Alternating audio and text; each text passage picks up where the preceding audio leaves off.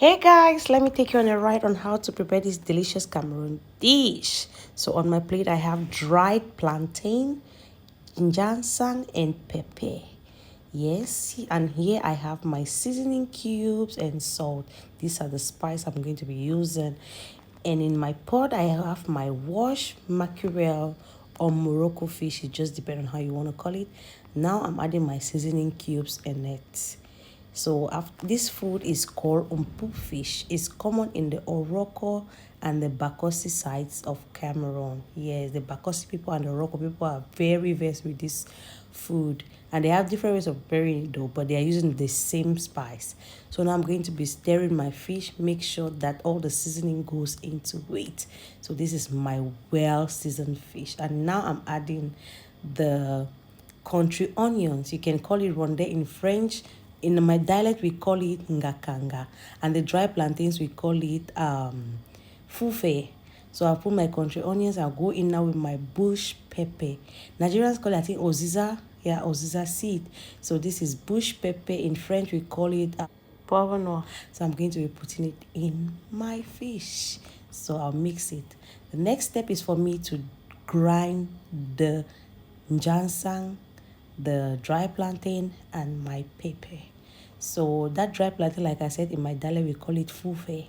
So I'll go in with my water to help it blend properly. So the water wasn't enough. I'm going to add it again because I don't want the mpuh fish to be thick. I want it to be a little bit watery.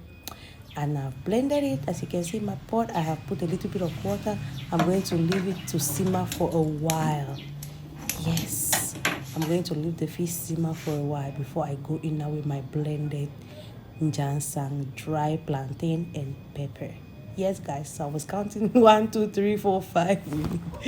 So it is blended now and I'm going to put it in the pot. So I'm putting it in it.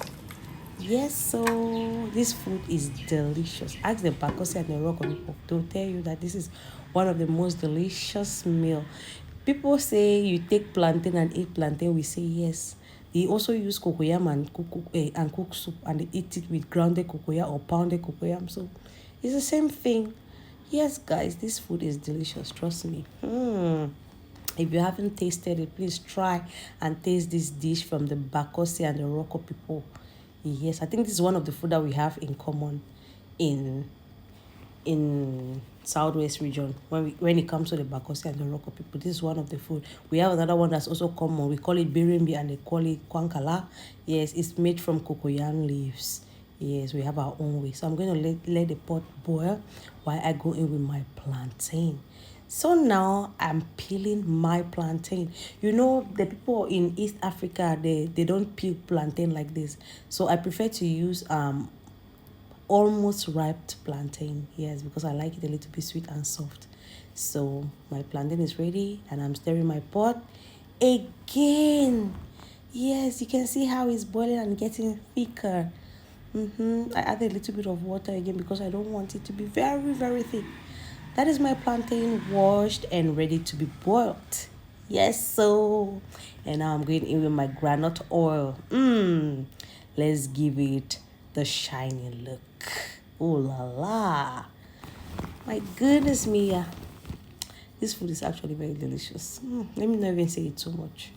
So after putting my granite oil, I will carry the pot and shake it. I will shake it because I don't want the fish to scatter.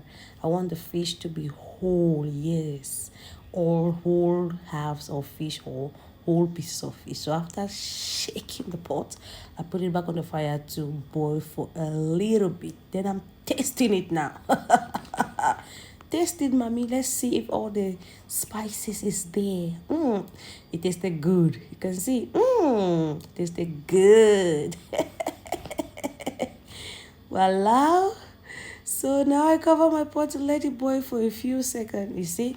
Yes, and my mpuh fish is ready. Now my plantain is boiling. So I added a little bit of salt because I wanted a little bit of salt on the plantain. And you can see, oh my, already ready for the food. Oh my goodness. Enjoy and thanks for watching.